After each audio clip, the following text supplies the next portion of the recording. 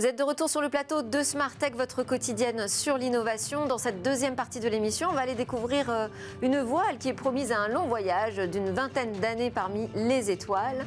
Mais d'abord, c'est notre rendez-vous avec le monde du libre et Jean-Paul Smets, le PDG de Rapid Space. Bonjour Jean-Paul. Bonjour. On va parler de l'actualité du mois, c'est-à-dire la déclaration de Strasbourg sur les valeurs et défis communs aux administrations publiques européennes. Ça met en avant cette déclaration, les logiciels libres pour les administrations. Et on y trouve même l'expression de redistribution équitable. Alors qu'est-ce qu'on peut déduire et retenir de ce texte ? En fait, c'est un texte qui change par rapport à ce qu'on a connu dans le passé. Alors, je vais lire le texte, c'est assez nouveau quand même. Les ministres chargés de l'administration de la transformation de la fonction publique, avec le soutien de la Commission européenne, déclarent leur intention de promouvoir les logiciels open source au sein des administrations, ainsi que leur partage en reconnaissant le rôle majeur joué par les solutions open source sécurisées dans la transformation des administrations qui permettent de mutualiser les investissements entre de multiples organisations, offrent une transparence et une interopérabilité par défaut et garantissent une maîtrise sur les technologies utilisées, ainsi qu'une plus grande indépendance technologique. En tirant parti des solutions open source pour renforcer la collaboration entre les administrations publiques, en favorisant le partage de telles solutions créées ou utilisées par les administrations au sein de l'Union européenne, et enfin en promouvant une redistribution équitable de la valeur créée par les solutions libres, notamment pour ceux qui produisent et partagent leur code ouvert. J'ai l'impression de t'entendre. C'est toi qui l'as écrit ?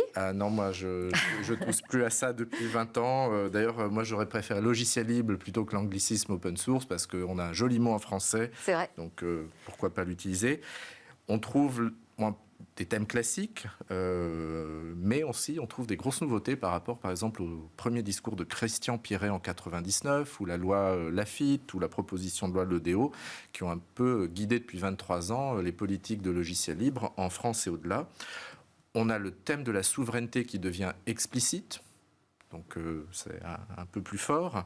Le libre, ça sert à mutualiser, collaborer, ça c'est nouveau, mais aujourd'hui c'est à l'échelle européenne, dit de façon explicite.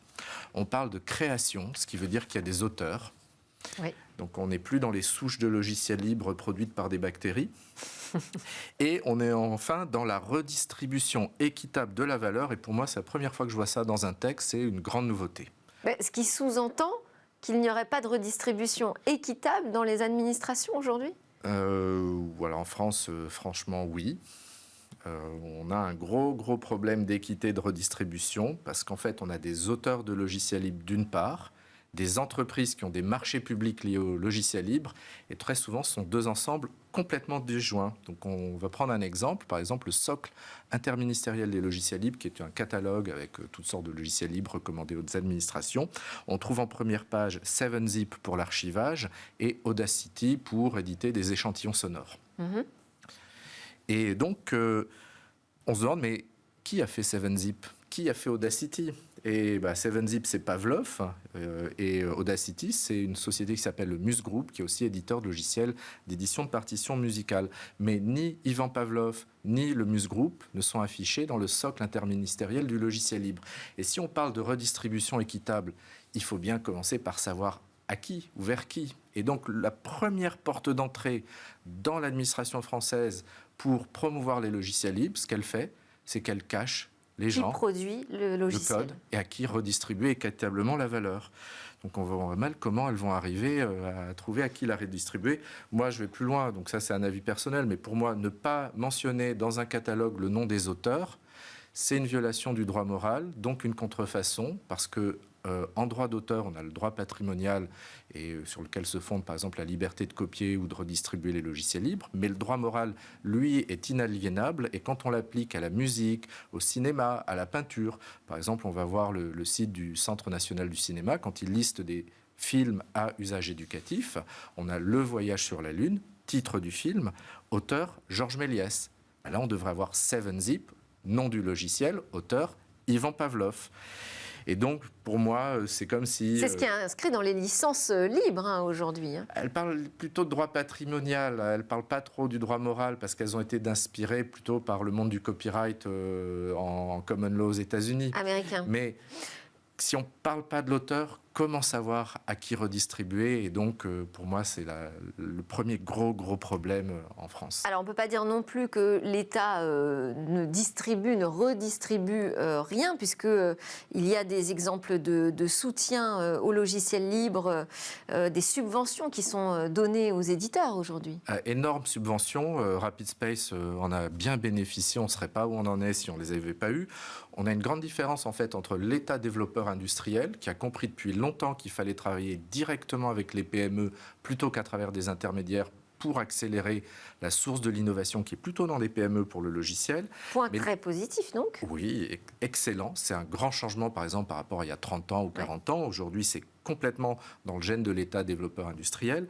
L'État acheteur, lui, c'est différent. Il a tendance à passer par des intermédiaires, à faire des grands contrats de support avec des intégrateurs qui sont censés ensuite passer le relais aux éditeurs. Et ce que dit le Conseil national du logiciel libre en 2019, c'est qu'en fait, ça ne marche pas bien, que le métier d'éditeur open source n'est globalement pas reconnu dans ces marchés et que les solutions d'éditeurs où se concentre une grande partie de l'innovation ne sont pas présentes ou très mal supportées, ce qui casse la chaîne de valeur. On a un problème dans l'approche actuelle. Je me souviens par exemple de l'éditeur March, qui a un logiciel de gestion du courrier administratif largement utilisé au ministère de l'Intérieur. D'un côté, le ministère de l'Intérieur passait des bons de commande à un intégrateur. De l'autre côté, les utilisateurs parlaient à la société March pour dire on aimerait telle ou telle fonction. Mais en termes d'argent de l'intégrateur vers March, il n'y a pas eu grand-chose. Et March a même dû, à une époque, se fâcher. Et donc aujourd'hui, l'approche de l'administration par ces grands contrats est un beau contre-exemple en termes de partage équitable de la valeur. Bon, mais là, on a cette déclaration de Strasbourg. Ça, c'est quand même un acte important. Ça veut dire que ça y est, la donne est déjà en train de changer.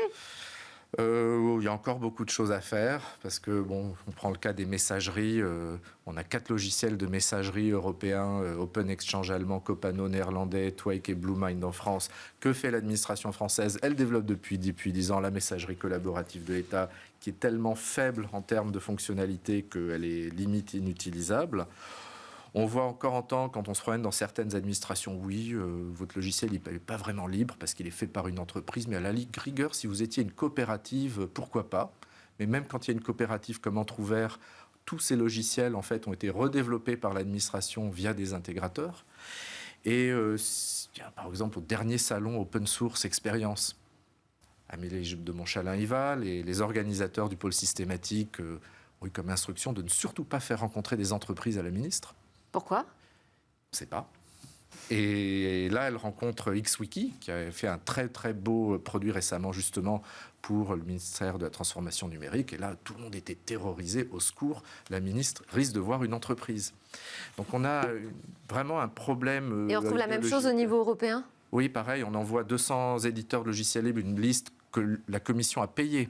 Puis quand elle fait le rapport à Brême, dans le cadre de la présidence allemande, 1, elle cite aucun éditeur européen, 2, elle met quelques éditeurs américains, et 3, le Fraunhofer, qui est l'équivalent en Allemagne de l'INRIA, explique qu'éditeur de logiciel libre, ça n'a pas de sens.